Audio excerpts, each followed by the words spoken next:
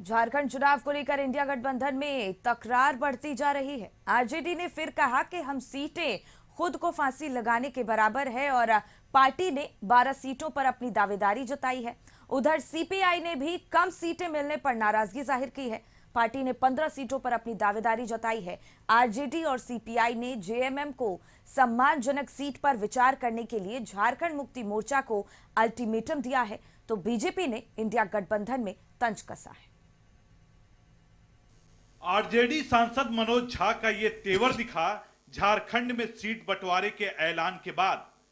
19 अक्टूबर को हेमंत सोरेन ने बताया कि किस पार्टी को कितनी सीट मिली है। हेमंत सोरेन ने यह बताया कि 70 सीटों पर जेएमएम और कांग्रेस के उम्मीदवार चुनाव लड़ेंगे, जिस पर सहमति बन गई है। बाकी बचे 11 सीट आरजेडी और वाम दलों के खाते में जाएंगे। पहले सुनिए हेमंत सोरेन ने क्या कहा। 70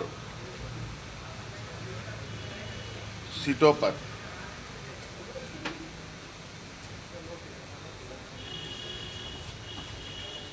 इंडिया गठबंधन के जेएमएम कांग्रेस के प्रत्याशी होंगे। हेमंत सोरेन के इस बयान के बाद सामने आए आरजेडी सांसद मनोज झा और बता दिया कि इस ऐलान से आरजेडी खुश नहीं है।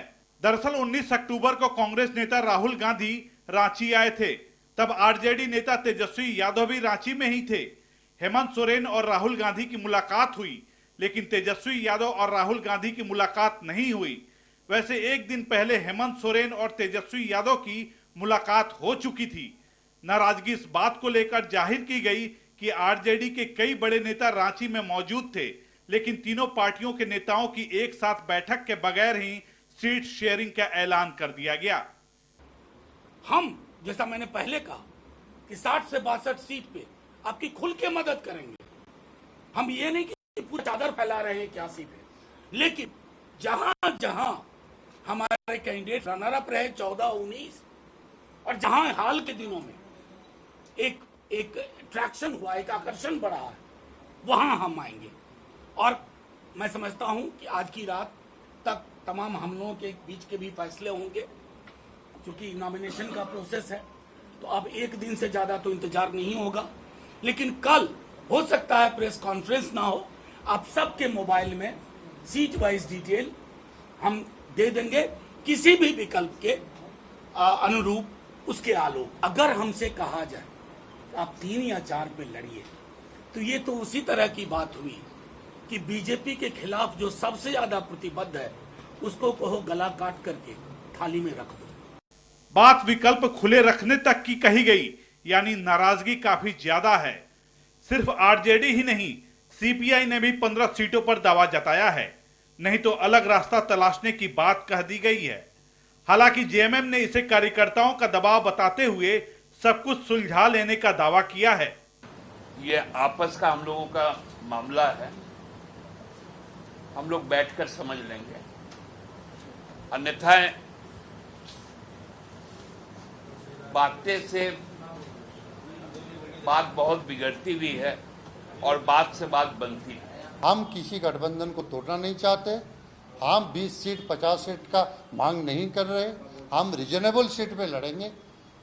गठबंधन हो या ना हो, हम रीजनेबल सीट में लड़ेंगे और हम अपना पार्टी का जो पॉलिटिक्स है उसको लेके लड़ेंगे।